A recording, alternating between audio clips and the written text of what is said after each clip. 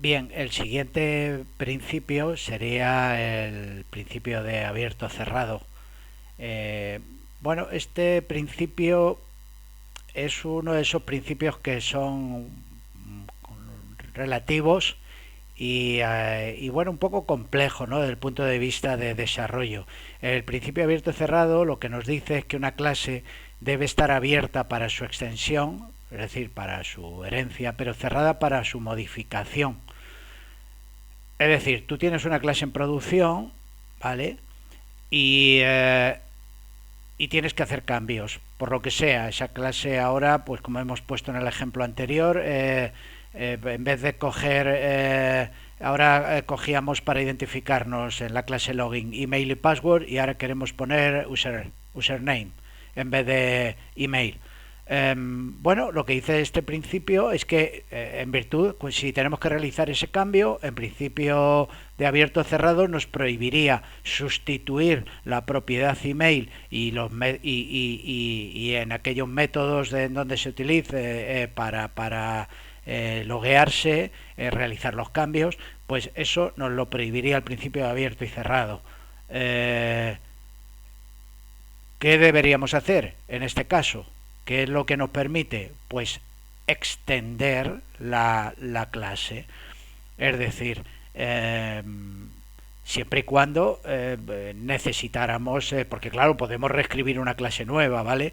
Pero suponiendo que en esta clase login necesitemos los métodos que ya contiene, en vez de modificar la propiedad, quitar la propiedad email y meter la username, cambiar los getter, los setter, etcétera, pues lo que vamos a hacer es que extenderíamos la clase login y crearíamos una clase que pues la llamaríamos, pues no sé,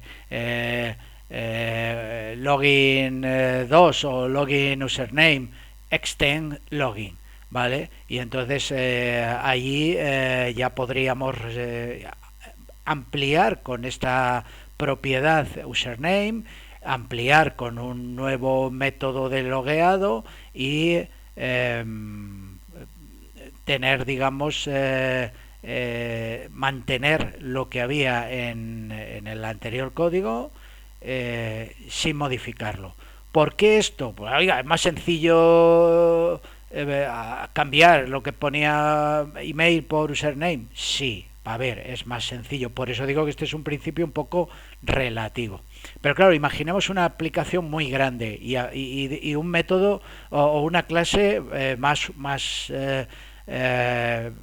con una posibilidad de que sea usada en más sitios, ¿no? Por ejemplo, una clase user, ¿vale? No una clase login, una user. Pues claro, clase user se puede utilizar en 100 sitios. Se puede utilizar en el logueo, se puede utilizar en la modificación de las características del usuario, se puede utilizar en la recuperación de contraseña, se puede utilizar en muchos sitios. ¿Y qué ocurre si en un sitio, en la parte de logueado, nos interesa cambiar la propiedad email por username, quitamos la propiedad email y en el logueado todo funciona porque lo hemos cambiado o modificado? Pues lo más probable es que rompa en otras partes, porque en otras partes del código alguien ha utilizado esa clase de user y al utilizarla a lo mejor ha accedido a email, get email, y ya no existe, la hemos quitado. Se va todo por el desagüe, es decir, rompe el código.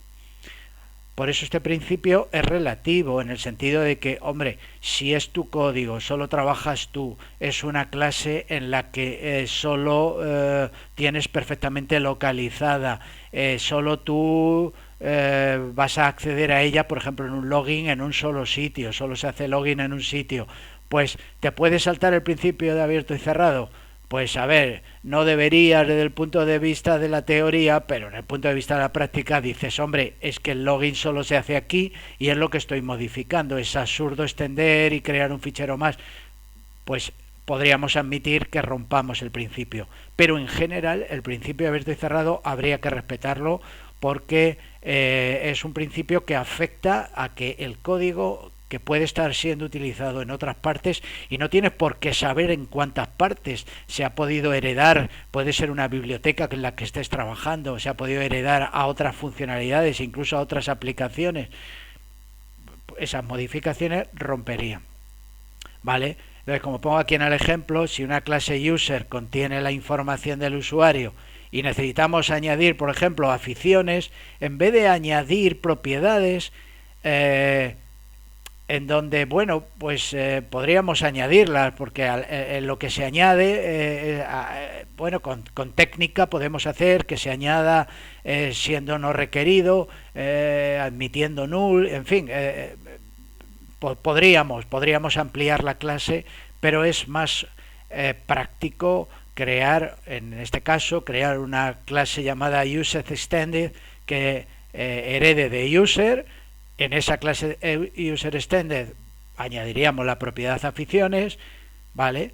Y el código necesario, ¿no? para el tema que estuviera en cuestión relacionado con las aficiones, y así no romperíamos nada en ninguna parte. Nosotros utilizaríamos userExtended, tendríamos toda la funcionalidad de user y a la vez habríamos preservado la unidad de código y en este caso el principio abierto cerrado.